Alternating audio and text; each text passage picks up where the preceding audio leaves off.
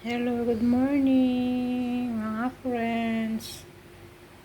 Today is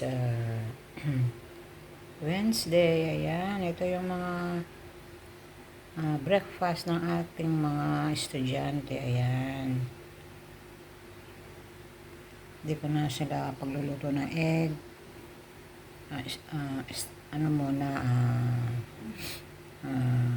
pass muna kasi kahapon nag-eggs na sila. Tsaka fried rice. Yan. Kaya ito, binili ko na lang sila ng puto, yan.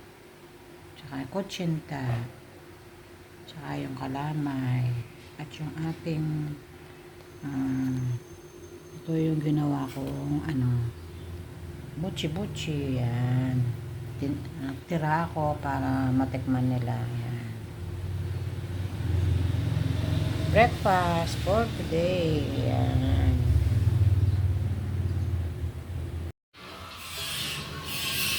Hello, mga friend. Kumusta na kayo?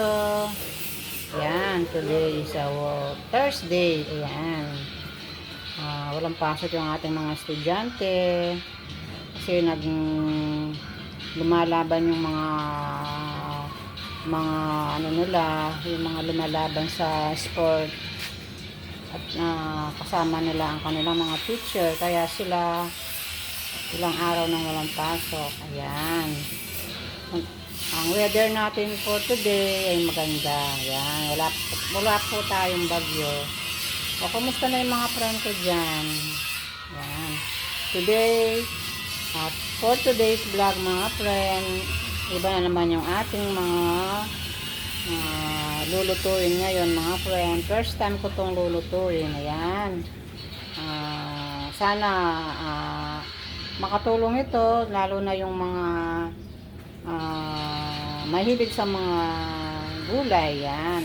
Pagsawa na kayo sa gulay, na iba't ibang gulay. Ito, gayahin nyo ito mga friend. Ito ay, mura lang itong gulay na to. Pwede natin siyang gawing pang-ulam. Yan. Papakita ko sa inyo, o isi-share ko sa inyo mga friend, ang ating lulutuin para magawa nyo rin, lalo na yung mga gustong kumain ng ganitong gulay. Yan. Ayan mga friend, ito kumakain ba kayo nito? Ito ay puso ng saging. Yan. For today's vlog mga friend, ito gagawa tayo ng style okoy. Yan. Gagawin natin ng okoy itong ating hiniwang puso ng saging. Yan. Ito binabad ko sa suka tsaka asin para hindi siya mangitim. Yan. Isang puso lang to mga pre. No, tingnan nyo, ang dami na. Oh. At syempre, ilalagay natin yung kanyang bulaklak. Yan. Isasama natin doon sa paghiwa ng kanyang puso. Yan. Ito ang kanyang bulaklak. Sasama natin. Hiwa-hiwain din natin siya na maliliit para isama natin sa ating gagawing okoy. Yan. Ito, meron tayong sibuyas bawang dyan. Meron tayong harina. Ayan. May paminta tayo. Ayan. Ito yung ating paminta. At syempre, lagyan natin siya ng egg. Yan. At diba mga friend, kakaiba.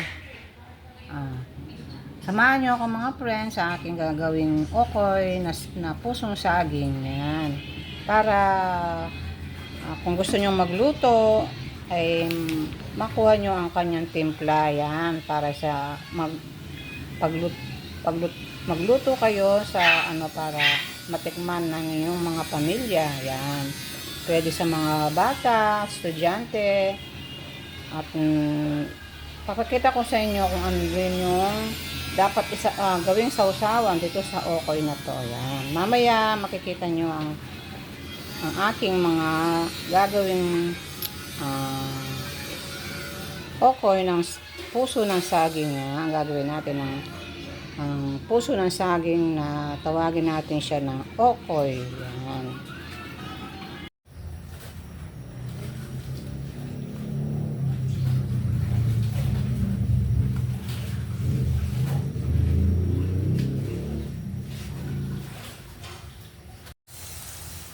Ayan mga pren, ito na yung ating puso ng saging with bulaklak ng saging. Ayan. Ito na mga pren, no? Ano na natin, nasangkapan na natin. Ito, pinipirito na natin. Ito, ginagawa na natin siya ng okoy. Ayan. Ay, diba mga pren? Ayan.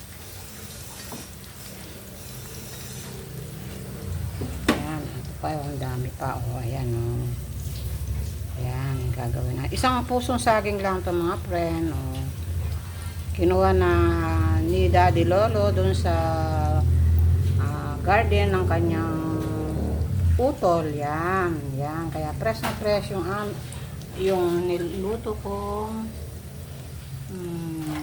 puso ng saging. Yan.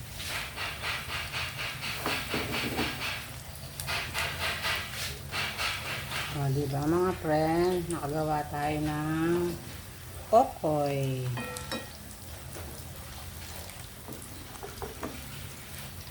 Yan, paano muna natin siya mga friend para maluto yung kanyang ilalim.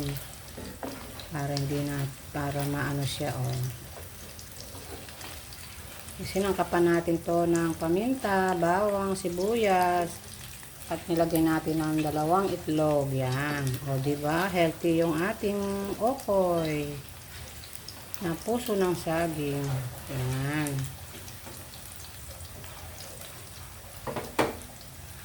Diba mga friend?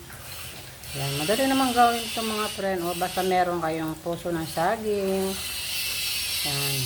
Lalagyan lang natin ng harina, paminta.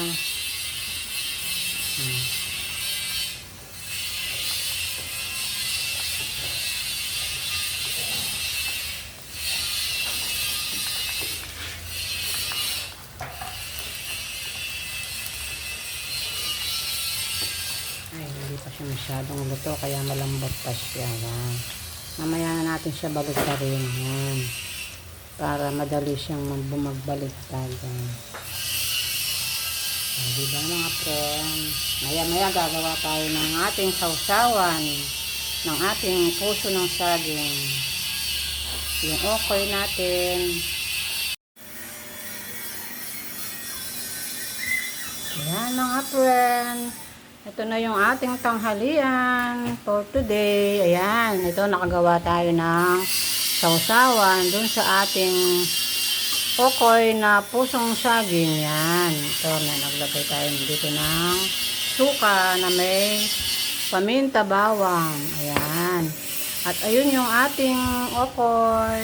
Ayan At tapos yung nagluto ako ng hotdog para sa mga estudyante ko. Tsaka yung scramble egg. Yan. Tsaka yung tira namin pansit, malabon. Inalmusal namin kaninang umaga. Ayan. Kaya ito, kain na tayo mga friend. Anong oras na ba? Kain na po.